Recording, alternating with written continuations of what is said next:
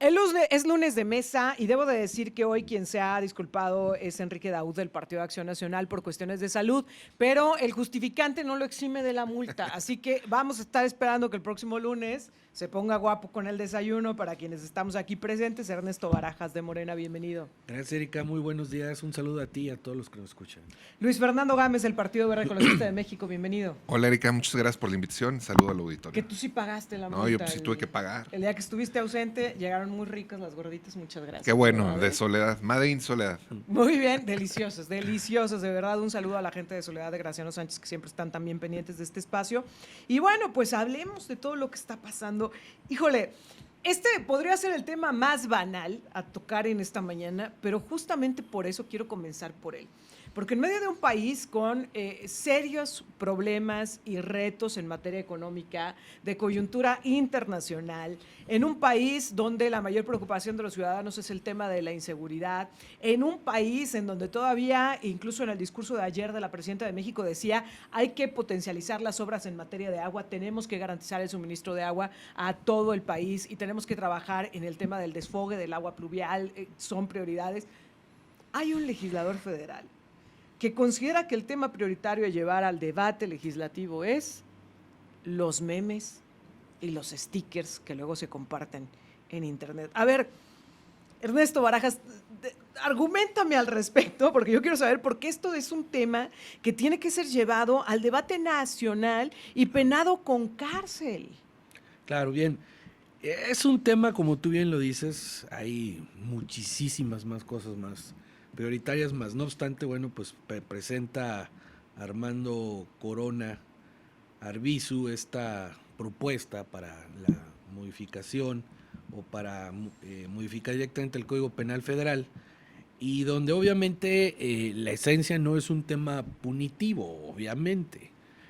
Y hay que entenderlo en dos aspectos, o tratar de entender el espíritu de esta iniciativa para las cuestiones sancionadoras, de lo que en algún momento no es verse como una ley anti-meme, ¿no? Sino más bien una regulación en un sentido propiamente para evitar tema de acoso, de bullying, y en algún momento dirigido más a un segmento de la población que son menores de edad y que ya, lamentable o afortunadamente, dependiendo de cómo se vea, pues tienen acceso ya, jóvenes de secundaria, de bachillerato, obviamente de universidad, a los temas de las telefonías o las comunicaciones móviles, y a lo largo de los últimos años pues se ha incrementado este tema de acoso, de bullying, y que en algún momento pues obviamente pues sí también tendría que entrarse para ver cómo frenar este tipo de situaciones. Lo que también hay que decir es que ha incurrido a lo mejor en extremos en los cuales pues también parte de un principio constitucional que es la libertad de expresión. Claro. Pues por supuesto que entre particulares pues yo puedo generar, y más inclusive pues puedo ser artista, generar un dibujo, una caricatura, compartirlo, y no necesariamente eso tiene que ser un tema de sanción. Yo creo que más bien lo que tendríamos que esperar es saber contextualmente, legalmente, cuál va a ser el marco de este tema de protección. Entiendo yo que el espíritu es una protección a los menores de edad, pero habría que tener también mucho cuidado en no rebasar esa raya de libertad de expresión, y que en algún momento también cuidar pues que esto no se convierta pues en un sesgo al tema de la censura, ¿no? Pues porque al final del día pues todos tenemos la capacidad y la libertad de expresarnos como queramos, siempre y cuando estemos dentro de los parámetros legales. Es que el punto es eso, ¿qué se definiría como meme, que se definiría como pues parte de lo que enmarca esta norma que se está proponiendo? Porque a ver, ¿qué pasaría con los cartonistas de todos los medios de comunicación? ¿Qué pasaría con esa libertad de expresión y con esa crítica social que ellos ponen sobre la mesa a través de este tipo de expresiones? ¿Entraría o no entraría? Ahora me dice Ernesto Barajas, no, el ánimo no es punitivo, 6 años de cárcel se está contemplando. No, obviamente como pena en el máxima. Contexto para los menores, ¿no? En el tema de menores, pero por eso te digo que se tiene que analizar profundamente qué y en qué sentido y cómo poder en algún momento definir bien, constante, y el límite de a dónde va dirigido, no dejarlo abierto, no dejarlo ambiguo, porque si no, imagínate, pues estaríamos ante una situación, pues la verdad un poco, pues no un poco, bastante censurada, y que creo que no es ese el espíritu. Habrá que esperar a ver cómo se define al final esta propuesta. Luis Fernando Gámez, ¿qué decir al respecto? Bien, pues yo creo que confundir el ciberacoso con la sátira política es un despropósito, ¿no? Y en una opinión meramente personal, yo creo que el legislador debería de modificar su propuesta o retirarla, porque si bien es cierto, hoy por hoy sí debemos de abordar temas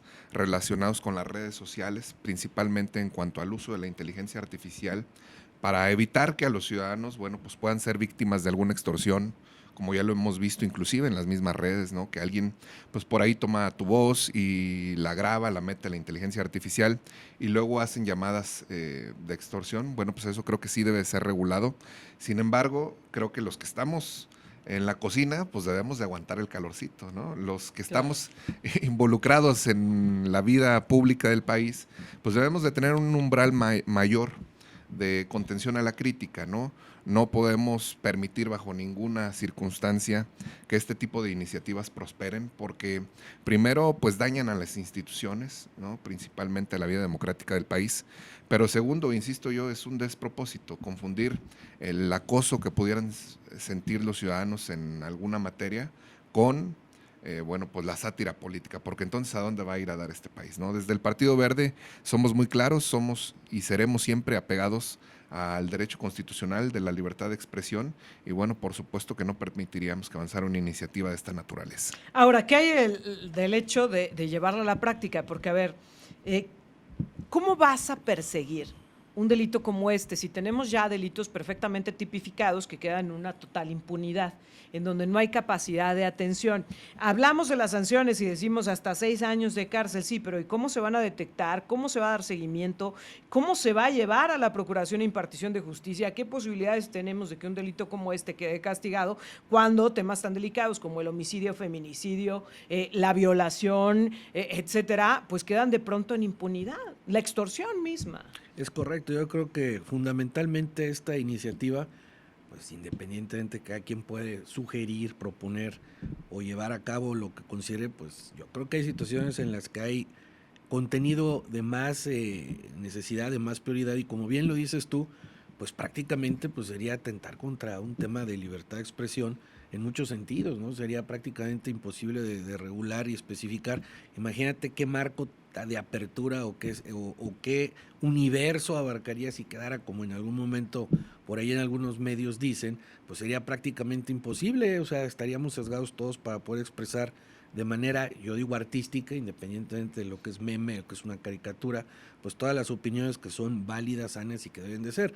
Por eso creo yo que hay que esperar a ver bien cómo se presenta, qué se hace, y evidentemente pues no creo yo que vaya a prosperar, como dice el diputado, en un sentido como viene mencionándose. Tendrá que abarcar exclusiva y únicamente un propósito de carácter pedagógico, a lo mejor estudiantil, y que defina edades de minorías, objetos, o sea, tendrá que ser un marco específico y muy puntual, y eso dependiendo de si es prudente o no. Hemos caído en este juego de querer llevar todo a iniciativas, porque creo que también habría mecanismos de regulación de este tipo de cuestiones que no forzosamente tienen que ir a una iniciativa de ley, en reglamentos, normas internas en cada una de las instituciones de competencia en donde se están viviendo este tipo de situaciones. Ahora que decías en el de los menores, normatividades dentro de los planteles educativos, etcétera. Estamos cayendo en este juego, Luis Fernando, donde pronto pues todo hay que llevarlo a iniciativa para que haga ruido, para que suene bien, pero corriendo el riesgo de que, incluso yo me pregunto, a ver, si esto llegase a aprobarse, lo que podría generar el hecho de desviar instrumentos, recursos que podrían estarse utilizando para otro tipo de investigaciones, a estar investigando un tema de un sticker de un personaje político. Hemos caído en esta tentación de llevarlo todo a iniciativas. Yo creo que si no se tiene el cuidado necesario en este tipo de propuestas de los compañeros, pues yo creo que sí se puede caer en ese exceso, ¿no? De sobreregulación de temas que no son tan relevantes cuando en la actualidad política hay temas sumamente importantes que deben de ser llevados a la tribuna, ¿no? Creo que debemos de tener cuidado todos los actores políticos, inclusive ya en San Luis, en legislaturas pasadas ya había existido una diputada del PRI, no sé si siga siendo militante del PRI, pero en algún momento ya había intentado impulsarla y bueno, sí. Creo que, insisto, yo calificaría esta iniciativa como un despropósito, ¿no? Los ciudadanos no debemos de permitir que el tiempo de nuestras autoridades se desvíe en este tipo de situaciones y más bien yo hoy por hoy creo que debemos de poner atención en los temas relevantes que le interesan a la gente como la economía, la seguridad, el empleo y, por supuesto, la prestación de los servicios públicos. Hablando de temas relevantes y de prestación de servicios públicos. El municipio de Soledad de Graciano Sánchez insiste en separarse del Interapas. Se escuchaba las declaraciones de la semana pasada en donde el presidente municipal decía ya tenemos suficientes pozos para poder garantizar el abasto a la población de Soledad de Graciano Sánchez. ¿Hay condiciones? ¿Les han manifestado ante el Congreso del Estado esta situación? Sí, hemos tenido ya meses de trabajo. Yo creo que va muy avanzado el tema y nosotros desde el Congreso del Estado lo vemos muy positivo. Ojalá que pueda prosperar esta iniciativa. Esta es una de las relevantes de las que nosotros sí levantamos la mano para opinar, porque fíjate que históricamente Soledad ha sido segregado a un segundo lugar en la zona metropolitana. Se nos ha visto siempre como un traspatio de la capital, y el tema de la prestación del servicio del agua es uno de los más grandes ejemplos que podemos dar, ¿no? Hay gente en la zona centro de Soledad que tiene cerca de 5 o 6 años sin el servicio del agua, sin una sola gota de agua, Erika, y sin embargo cada bimestre llega su recibo. Esto pues creo que no lo podemos permitir. Yo aplaudo la iniciativa tanto del gobernador como del alcalde, quienes hoy por hoy se han manifestado a favor de este tema y ponen al centro del debate a la gente, ¿no? Si la gente tiene agua, debe de pagar un servicio. Creo que como lo hacemos con el servicio de internet, con el servicio de la energía eléctrica, pero si no hay un servicio eficiente de agua, pues ninguna ciudad del mundo te pagaría un recibo, Erika. Ernesto Barajas, ¿qué dice Morena al respecto? No, bueno, pues yo creo que independientemente de lo que diga Morena, pues los hechos están sobre la mesa. Yo creo que el ayuntamiento, el municipio de Soledad de Graciano Sánchez, conozco el tema, pues es un municipio que desde el punto de vista de la distribución, pero sobre todo del tema del reparto del agua, pues ha tenido problemas significativos históricamente. El punto, yo creo que pues es un tema que se ha venido diciendo no de esta administración, de otras, pero creo que es el momento en el que pues esta administración tendría ya que dar pues el paso definitivo. ¿Por qué? Porque bueno, pues ya pasó un año de esta nueva administración municipal. Creo que ya los estudios tanto técnicos, administrativos como financieros y de factibilidad pues están ya sobre la mesa.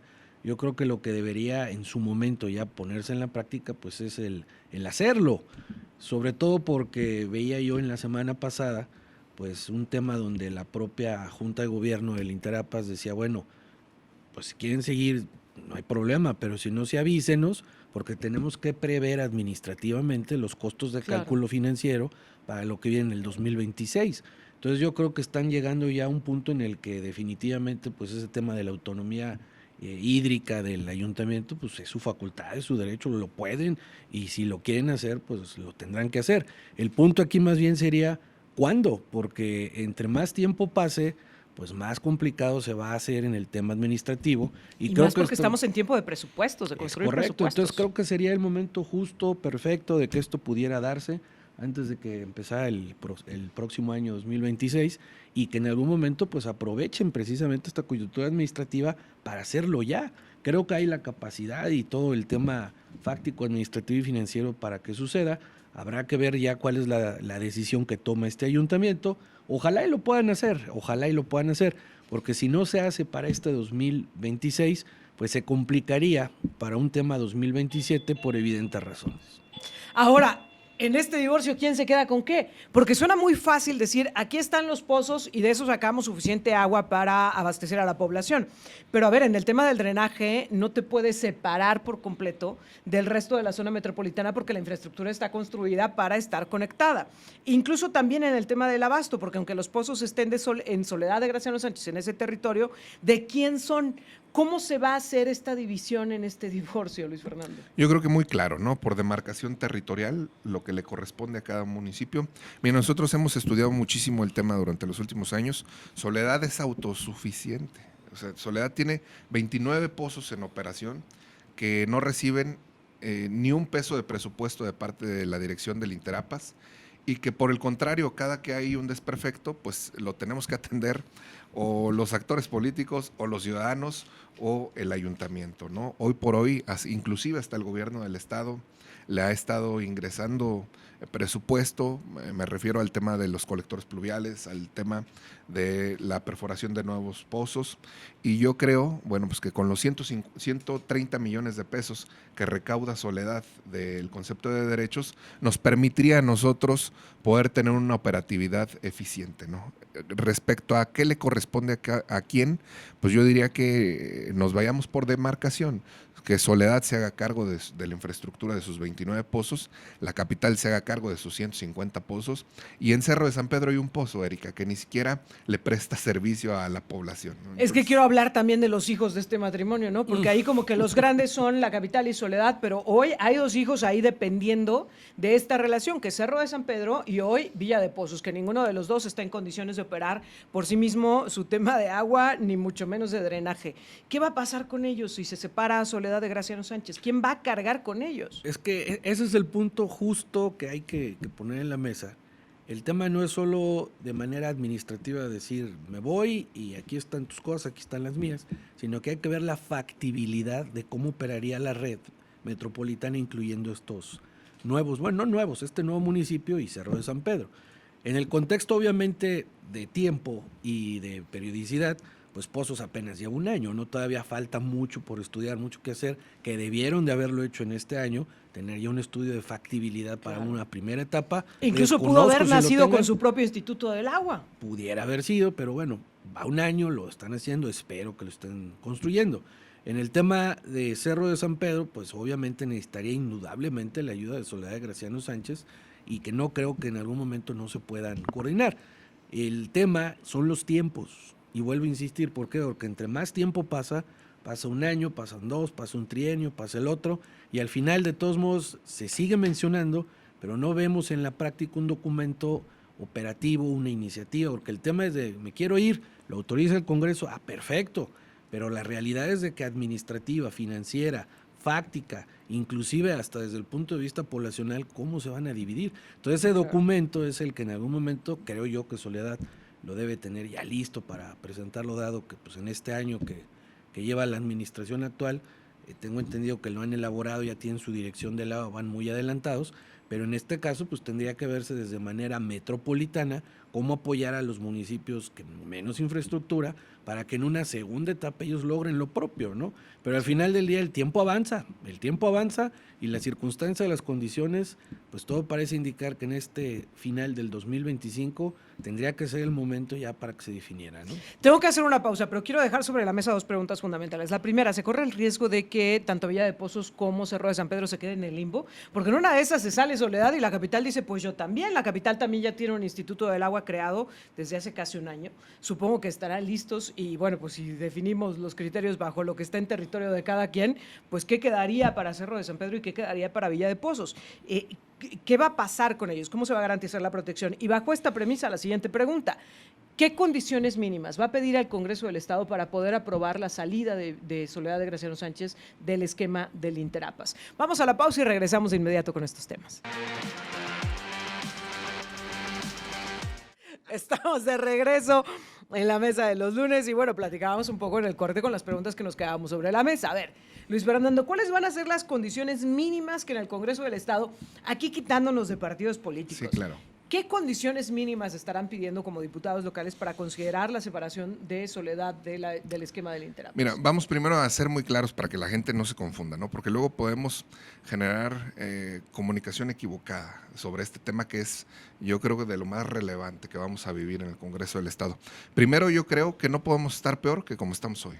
Hoy por hoy no hay un solo peso de inversión, Erika, de parte de la dirección del Interapas para Soledad. Un solo centavo, no hay anualmente, sin embargo sí se llevan la recaudación y eso nos deja, pues digamos, muy desprotegidos a los ciudadanos, porque por un lado tenemos que pagar nuestro recibo y por el otro lado, cuando hay un desperfecto natural que ocurre en todos los organismos y en todos los instrumentos hidráulicos, pues no hay el mantenimiento ni preventivo, ni correctivo, ni de suministro temporal, no sé si me explico. Entonces, sí, claro, hoy por hoy no vamos a estar peor que como estamos hoy en este momento. Yo te decía y te enseño el recibo de una persona que vive en la zona centro de Soledad, que tiene 6 años sin agua, que yo personalmente me encargo de mandarle pipas y que me enseña un recibo de 3,000 pesos Uf. que no debe ni puede pagar. O sea, ese es un acto de plena injusticia. Peor que eso no vamos a estar nunca. Ahora, ¿cuáles son las condiciones mínimas que debe de haber en el Congreso en este tipo de proyectos de tanta envergadura? Primero, garantizar, sobre todo, garantizarle a la gente el abasto.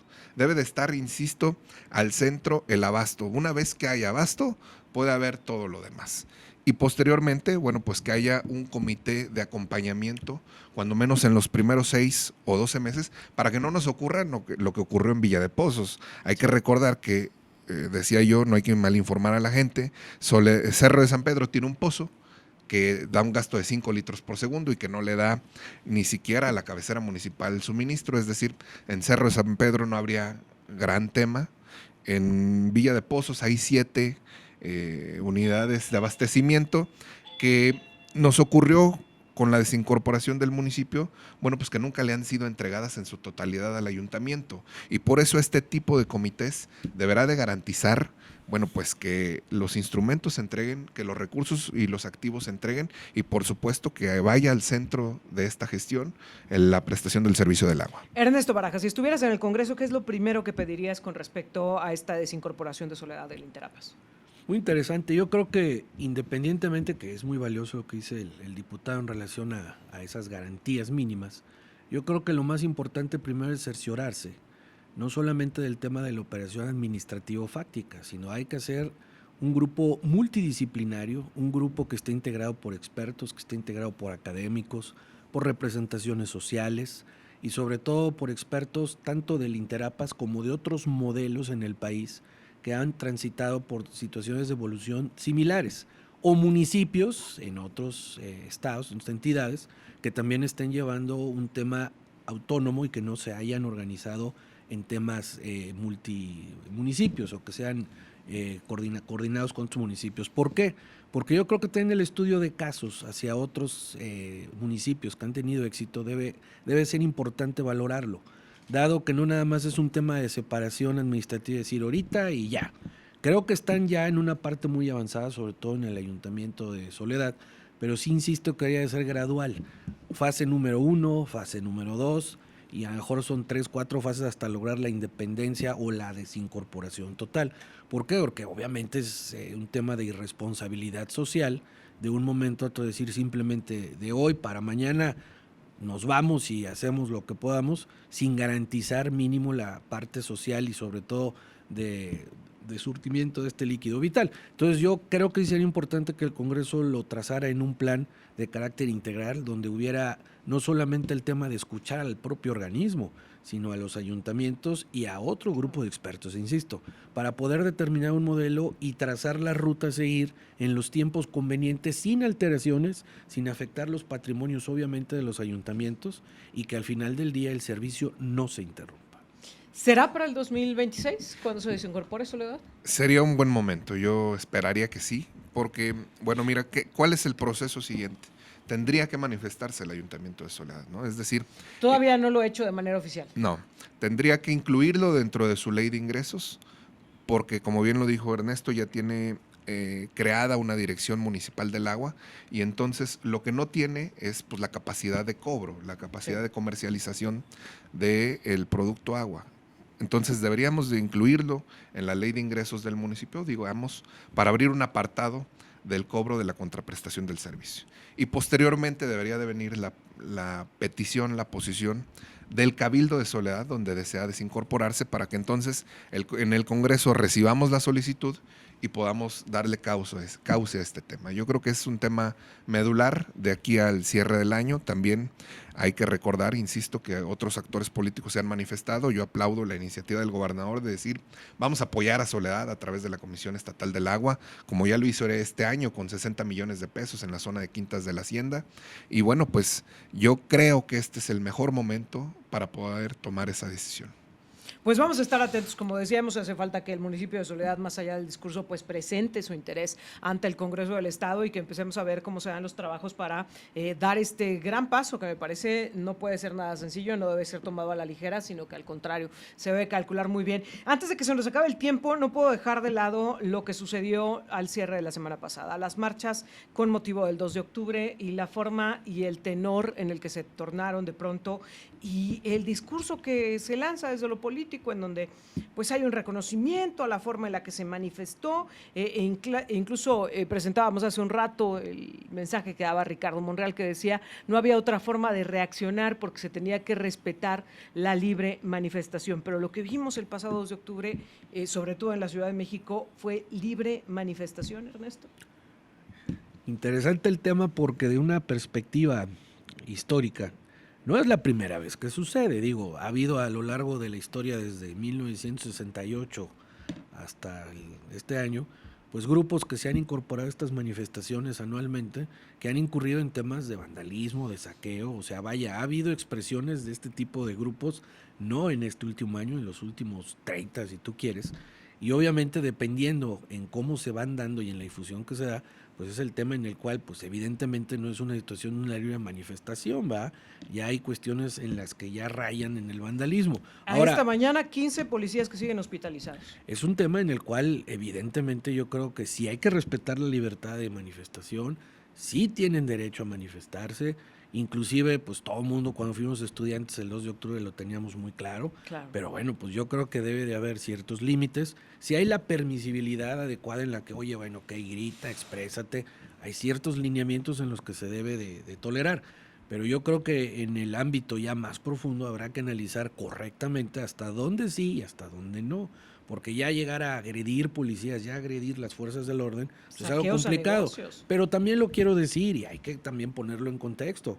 También ha habido gobiernos en administraciones pasadas, federalmente hablando, propia Ciudad de México, en algunos casos ha sido también permisible, pero en otros casos también se han excedido en temas de represión. Entonces hay que buscar el justo medio. Hay grupos que a lo mejor no se justifica lo que hacen, pero que se manifiesta el famoso bloque negro que le dicen, que se aparece y que pareciera haber una competencia de quién rompe o quién quema más, ¿verdad? Y eso pues no abone nada a la esencia del espíritu de una situación del 2 de octubre del 68, donde los estudiantes, que es el tema neurálgico, pues piden, buscan y generan obviamente una legítima manifestación para recordar el tema de los derechos estudiantiles.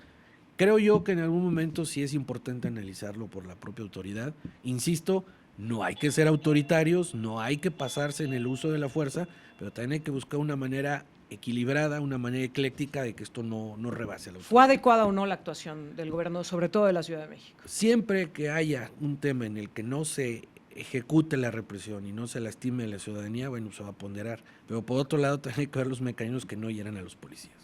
Luis Fernando Gámez. Pues, ¿qué te puedo decir, Erika? El tema del 2 de octubre es una herida abierta en la sociedad mexicana. Hay que recordar que pues, no fue menor y yo apelo a que efectivamente, como lo dice la consigna, el 2 de octubre no se olvide porque, claro, digamos, ese hecho no fue menor y no debe de olvidarse.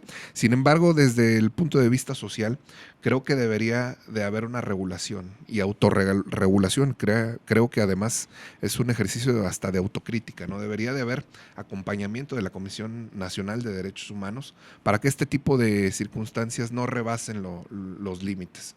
Porque una vez que una marcha llega a la violencia, pues ya no hay nada que seguir tratando, ¿no? Creo yo, bueno, pues que la sociedad civil siempre debe ser crítica, siempre debe señalarle al gobierno sus errores, siempre debe estar atenta a que no haya excesos de parte de la autoridad, pero como ciudadanos también tenemos la responsabilidad, pues, de salvaguardar la integridad de los acompañantes, ¿no? Porque esa marcha, bueno, pues todos lo sabemos, no es una marcha ciudadana donde puedan ir familias, es una marcha donde tienes que ir protegido porque no sabes si va a haber intrusos que puedan lastimar el movimiento, y hoy por hoy, pues yo creo que para las próximas marchas debe dejarnos una lección. Ningún herido ni de parte de la autoridad, ni mucho menos de parte de la sociedad civil debería de ser justificable en este tipo de actos.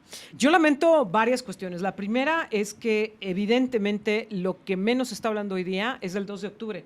De lo que se está hablando es de los saqueos, de los heridos, de todo lo que se vivió, digamos, en el ámbito de la violencia. Y eso pues le quita pues el foco principal que tendría que estar en ese 2 de octubre que no debe de olvidarse.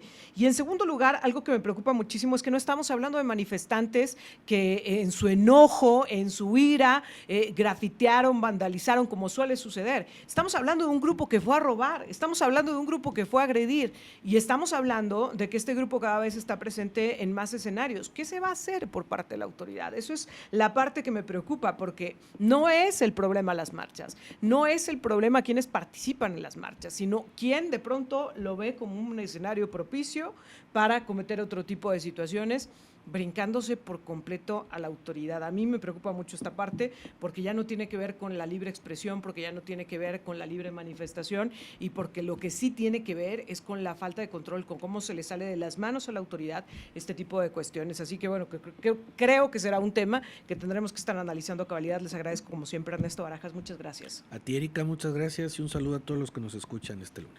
Luis Fernando Gámez, como siempre, muchas gracias. Gracias, Erika. Siempre es un placer estar aquí en tu noticiero. Y la próxima semana, pues vénganse en ayunas, porque entiendo que ver, Enrique Daud nos va a traer desayunito por la falta del día de hoy. Así que bueno, aquí los Por lo menos esperando. café, ¿no? por lo menos café y pan. Y pan. Un Café descafeinado. solito no está bien. No, Muchas gracias por Gracias, estar con buenos días. nosotros. Vamos a la pausa y enseguida volvemos, que todavía tenemos mucho más que compartir.